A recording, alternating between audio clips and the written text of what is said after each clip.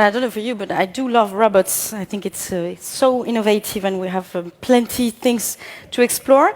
As you've seen this morning, we discovered together the laureate of this Stretching the Machine trend. I'm very pleased to welcome Min-Jung Kim for the micro swimmer robots from USA. Where are you? Hi, welcome on stage. Thank you. Please have it. So.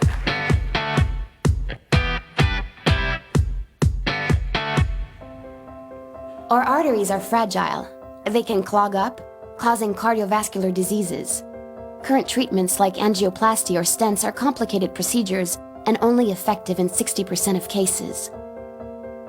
Why don't we let miniature robots do the job? Researchers at Drexel University in Philadelphia are meeting that challenge. They've designed chains of magnetic particles of just 200 nanometers to 10 micrometers in size that can be injected into the patient's artery. The structures aren't symmetrical. They look more like tiny corkscrews. When an external magnetic field is activated, they rotate and swim through the bloodstream. They're guided to the treatment zone, where they can pierce through a blockage before a surgical drill takes over to remove it completely. These micro-swimmer robots can also deposit a drug in a precise location for highly targeted action. We'll have to wait another 4 years or so before the micro-swimmer robots swim their way into hospitals. Okay, it's my great pleasure to introduce my ongoing research on micro-nano-robotics. I believe most of you are not familiar with the nano-micro-robotics, right?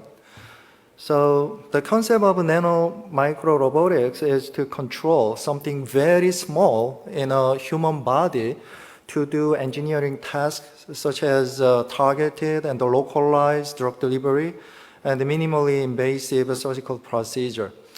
In popular culture, this idea has been used in the many different sci-fi movies. I'm sure you are familiar with this movie. This is the clip of the G.I. Joe, The Rise of Cobra. So as you see over there, the couple of the micro robots try to extract the poison. But interestingly, this kind of the movies have been very much well known over the world. So as you see over there, the fantastic voice. It was the film in the 1966. So even the 50 years ago, people try to imagine how this kind of small the engineering devices can navigate through our the bodily fluid environment to fix something wrong and etc. So this clip very much exaggerated what micro-robotics can do scientifically without any consideration of the physics. However, the clips do well to highlight the revolutionize the potential of this field. So let's talk about briefly the physics that is missed in the clip. So there are the couple of the miniaturized the aerospace shuttle, right? So can you think that these miniaturized spatial shuttle can navigate through the blood vessel? Yes or no? No, because at small scale wall, we have to think of a couple of things. So the macroscopic wall, as you see over there, she is swimming based on the breast, the stroke. So she just create a reciprocal motion because she has to produce what? Inertia. So based on inertia, we can just swim forward. However, at small scale wall, we have to fully utilize viscous force for swimming. So in order to create viscous force, we need a couple of things. Number one, structure should be not symmetric or flexible. Also, we have to fully create non-reciprocal motion for the swimming. This kind of things well done by the microorganism, such as the flagellated bacteria and also many different the protozoas and etc.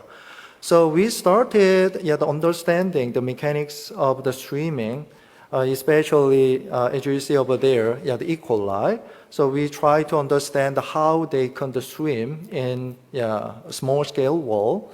Then we just figure out a couple of things. And we also aim to fabricate our small scale robot basically based on these 4 components. Number 1, easy to fabricate. Number 2, my micro robot should be scalable, and also they should be the transformable. And lastly, they must be biocompatible and also biodegradable for in vivo application.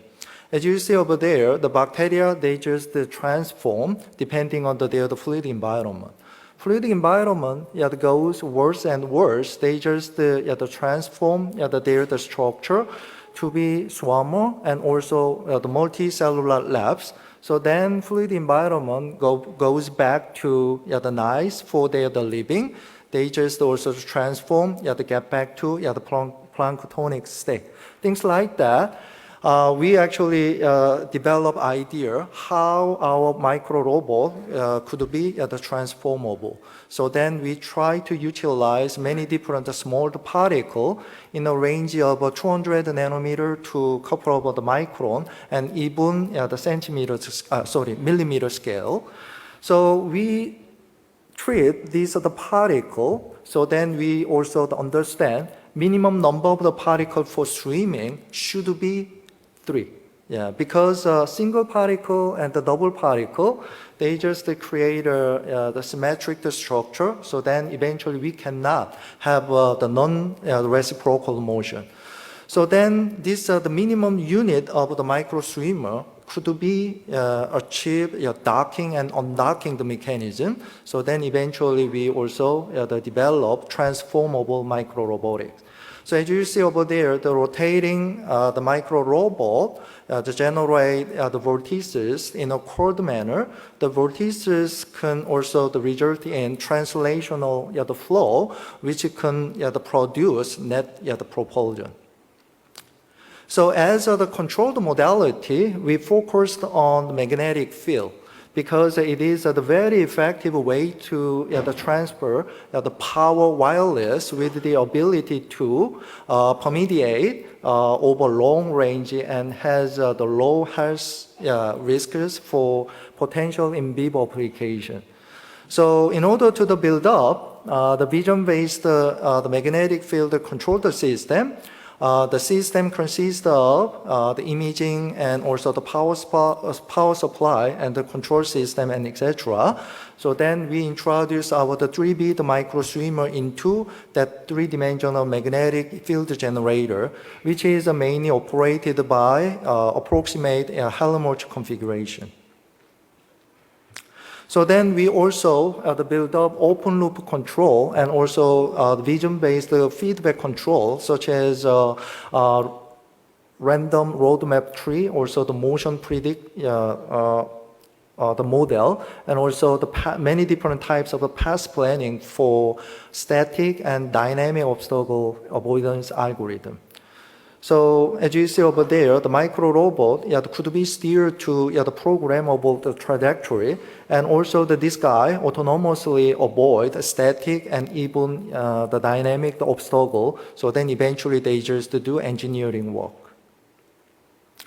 So the modular micro robotics, as I said, the number of the particles could be aggregated together to form a long chain of, simply say, the snake-like robot to have the more power. And also after the drill or the something, engineering work, so then they just break down to be also the small number of the robot.